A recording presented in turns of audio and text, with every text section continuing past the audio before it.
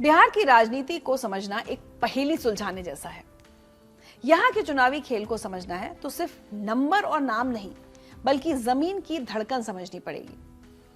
यहाँ कोई भी पार्टी सीधे तौर पर बहुमत नहीं ला पाती। जीत बनती है गठबंधनों में, और गठबंधन बनते हैं जाति के हिसाब किताब से। यहां सिर्फ नारे और वादे नहीं चलते, यहां जातियों का गणित, वंशवाद का खेल और वोट बैंक की राजनीति मिलकर सत्ता का फैसला करती हैं। आइए समझते हैं कि 2025 के चुनाव में कौन सी ताकतें बिहार की सियासी बिसात बिछा रही हैं। बिहार में 5 जातियां ऐसी हैं जो हर चुनाव में निर्णायक भूमिका निभाती हैं। यादव, राजपूत, कोयरी या कुशवाहा, मुस्लिम और भूमिहार।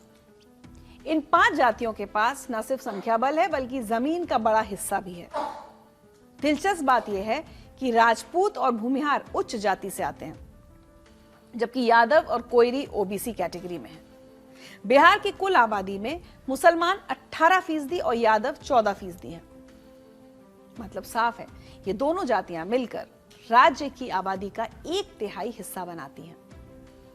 जब इतनी बड़ी आबादी एकजुट होकर वोट करे तो किसी भी पार्टी की किस्मत बदल सकती है। पिछले 3 विधानसभा चुनावों 2010, 2015 और 2020 के आंकड़े देखें तो तस्वीर और साफ हो जाती है। कुल 243 सीटों में से 105 सीटें ऐसी हैं जहां इन्हीं 5 जातियों के उम्मीदवार लगातार तीनों बार जीते हैं। ये कोई छोटा मोटा आंकड़ा नहीं है, ये पूरी विधानसभा का 43% है। यादव समुदाय ने लगातार 27 सीटों पर कब्जा बनाए रखा। राजपूतों ने 13 सीटें, मुस्लिम और कोयरी समुदाय ने 9 सीटें और भूमिहारों ने 8 सीटें लगातार 3 चुनावों में जीती। ब्राह्मण, पासवान और कुर्मी लगातार 6 सीटें और ईबीसी 5 सीटें जीतते रहे हैं। यह दिखाता है कि कुछ सीटों पर किन जातियों की पकड़ कितनी है। अब 113 सीटें ऐसी हैं जहां पिछले 3 चुनावों में एक ही जाति के उम्मीदवार 2 बार जीते।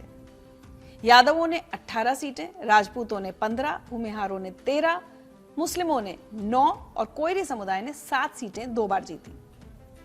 कुर्मी 8 सीटें, ईबीसी 16 और गैर यादव ओबीसी प्रत्याशी 9 सीटें 2 बार जीते।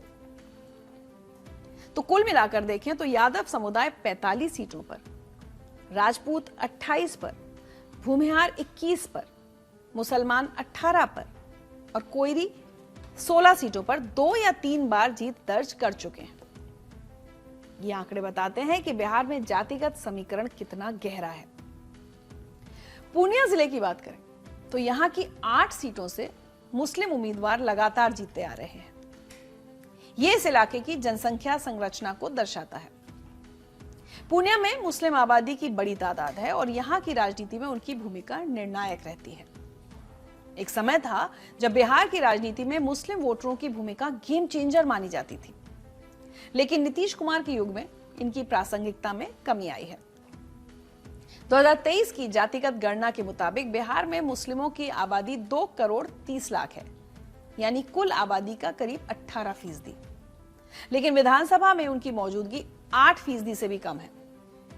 2020 के चुनाव में 243 में से सिर्फ 19 मुसलमान प्रत्याशी ही जीत पाए थे। दिलचस्प बात यह है कि जेडीयू ने 11 मुस्लिम उम्मीदवार उतारे, लेकिन एक भी नहीं जीता। इससे साफ होता है कि सिर्फ टिकट देना काफी नहीं, उम्मीदवार और सीट दोनों जीतने लायक होना भी जरूरी है। 2025 के चुनाव में मुस्लिमों के लिए हालात और भी निराशाजनक दिख रहे हैं। प्रमुख राजनीतिक दलों ने मुस्लिम उम्मीदवारों को टिकट देने में काफी कंजूसी दिखाई है। इस बार किस पार्टी ने कितने मुस्लिम प्रत्याशियों को टिकट दिया, वो भी जान लेते हैं। दूसरी बार बिहार में चुनाव लड़ रही ओवैसी की पार्टी एआईएमआईएम ने सबसे ज्यादा 23 मुस्लिम प्रत्याशियों को मैदान में उतारा है। गौर करने वाली बात यह है कि ओवैसी सिर्फ 25 सीटों पर ही चुनाव लड़ रहे हैं। पहली बार बिहार की राजनीति में किस्मत आजमा रहे प्रशांत किशोर ने 21 मुस्लिम कैंडिडेट्स को टिकट दिया है, लेकिन कुल 240 उम्मीदवारों के मुकाबले ये बहुत कम संख्या है। हमेशा से मुस्लिम यादव समीकरण के दम पर राजनीति करते आ रहे लालू यादव की पार्टी आरजेडी ने सिर्फ 18 मुस्लिम उम्मीदवार उतारे हैं और ये संख्या भी 2020 के बराबर ही है। कांग्रेस ने 10 मुस्लिम प्रत्याशियों को टिकट दिया है। इस बार जेडीयू ने अपने मुस्लिम उम्मीदवार और कम कर दिए हैं। नीतीश कुमार ने सिर्फ 4 मुस्लिम उम्मीदवारों को मैदान में उतारा है। हर बार की तरह बीजेपी ने इस बार भी किसी मुस्लिम को टिकट नहीं दिया है। 29 सीटों पर चुनाव लड़ रही चिराग पासवान की पार्टी एलजेपी-आर ने सिर्फ एक मुस्लिम उम्मीदवार को टिकट दिया है। सीपीआई माले 20 सीटों पर चुनाव लड़ रही है, जिनमें सिर्फ 2 कैंडिडेट्स मुस्लिम हैं। वहीं महागठबंधन में शामिल मुकेश सहनी की पार्टी ने किसी भी मुस्लिम उम्मीदवार पर दांव नहीं लगाया है। ये एक बड़ा बदलाव है, क्योंकि 18% आबादी का राजनीतिक प्रतिनिधित्व लगातार सिकुड़ता जा रहा है। ये सवाल भी उठता है कि क्या पार्टियां सिर्फ मुसलमानों के वोट तो लेना चाहती हैं, लेकिन उन्हें टिकट नहीं देना चाहती।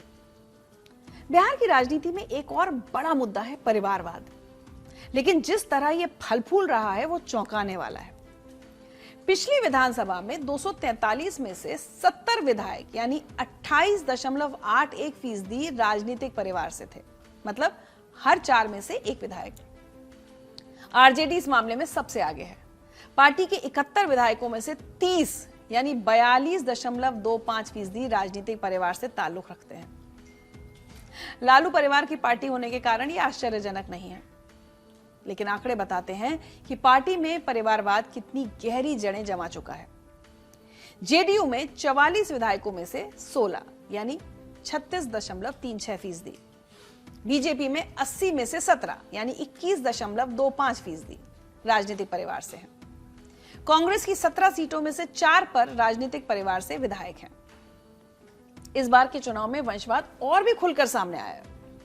जीतन राम मांझी ने अपनी बहू, समधन और दामाद को चुनावी मैदान में उतारा है।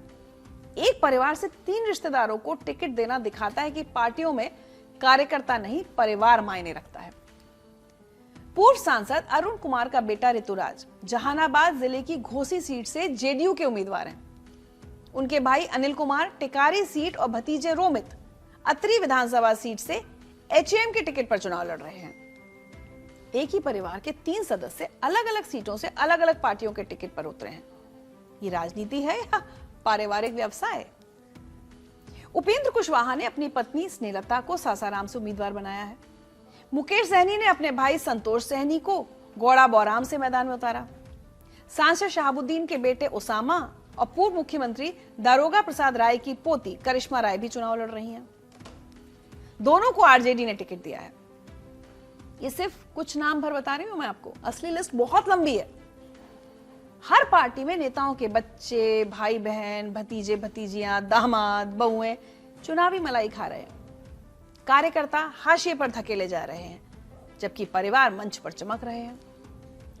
अगर आंकड़ों की बात करें तो सबसे ज्यादा परिवारवादी उम्मीदवार आरजेडी ने उतारे हैं। लालू की पार्टी ने ऐसे 18 प्रत्याशियों को टिकट दिए हैं जो किसी राजनीतिक परिवार से ताल्लुक रखते हैं। वहीं महागठबंधन में शामिल दूसरी पार्टियों कांग्रेस और विकासशील इंसान पार्टी ने 2-2 परिवारवादी उम्मीदवारों को मैदान में उतारा है। एनडीए की तरफ से सबसे ज्यादा वंशवादी प्रत्याशी बीजेपी से हैं, जिसने राजनीतिक परिवार से संबंध रखने वाले 14 उम्मीदवारों को टिकट दिया है। नीतीश कुमार की जेडीयू ने 11, जीतन राम मांझी 6 सीटों पर चुनाव लड़ रहे हैं। उनमें से 5 सीटों पर परिवार के लोग ही उतार दिए हैं। चिराग पासवान की एलजेपी-आर और उपेंद्र कुशवाहा की आरएलएसपी ने 3-3 परिवारवादी उम्मीदवारों को टिकट दिए हैं। वैसे देखिए, यह भी विरोधाभास है कि वो बिहार जो कई प्रगतिशील आंदोलनों का केंद्र रहा है, वही बिहार राजनीति में वंशवाद के मामले में भी अव्वल है। 28.81% विधायकों का परिवारवादी होना दिखाता है कि लोकतंत्र में एक बड़ा वर्ग राजनीतिक भागीदारी से बाहर है। जब विधानसभा का 1/3 हिस्सा राजनीतिक परिवारों से हो तो सवाल उठता है कि क्या यह सही मायने में जनता का प्रतिनिधित्व है या परिवारों का साम्राज्य? प्रतिभावान कार्यकर्ता और युवा नेता पीछे छूट जाते हैं सिर्फ इसलिए कि वो किसी राजनीतिक परिवार से नहीं आते। 2025 के बिहार चुनाव में 2 बातें साफ हैं। पहली, 5 प्रमुख जातियां यादव, राजपूत, कोयरी, मुस्लिम और भूमिहार इस बार भी चुनाव के नतीजे तय करने में सबसे बड़ी भूमिका निभाएंगे। जो पार्टी इन जातियों का समीकरण सही बिठा लेगी, वही सत्ता की चाबी अपने हाथ में रखेगी। दूसरी, वंशवाद बिहार की राजनीति में ये और गहरा होता जा रहा है। पार्टियां भले ही जनता की बात करें, लेकिन टिकट बांटते समय अपने परिवार और रिश्तेदारों को प्राथमिकता देती हैं। ये प्रवृत्ति लोकतंत्र के लिए स्वस्थ नहीं है, लेकिन आज के बिहार की राजनीतिक वास्तविकता यही है। मतदाता के सामने चुनौती यह है कि क्या वो जाति और परिवार से ऊपर उठकर योग्यता और विकास के मुद्दों पर वोट देंगे या फिर पुराने समीकरण ही काम करते रहेंगे। हालात बदलने की कुछ जिम्मेदारी तो वोटर को भी निभानी होगी।